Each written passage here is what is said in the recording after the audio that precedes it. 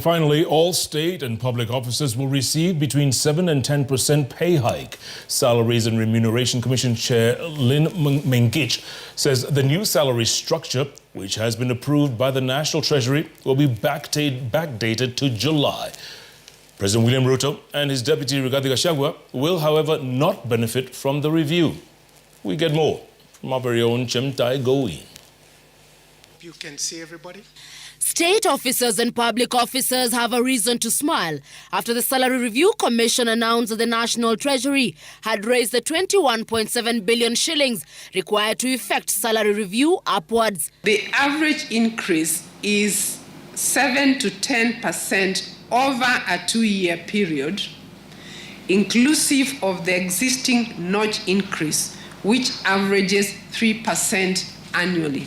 But for the head of state and his deputy, their salaries will be retained. The president at 1.44 million shillings per month and his deputy at 1.22 million shillings. Cabinet secretaries will have their salaries increased by about 3.5% to 957,000 shillings from 924,000 shillings.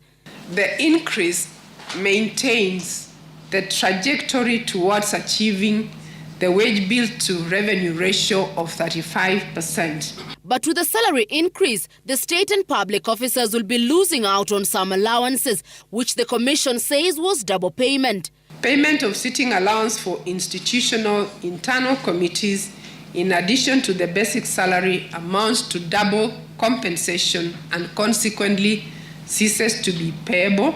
Persons serving in task forces within institutions will also not receive allowances.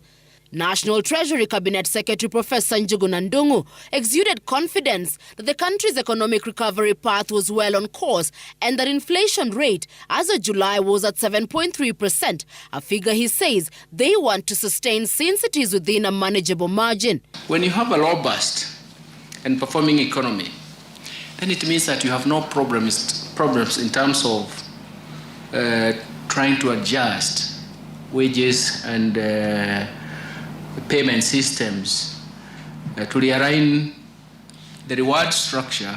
For me, I like calling it the reward structure. To align that reward structure with economic realities.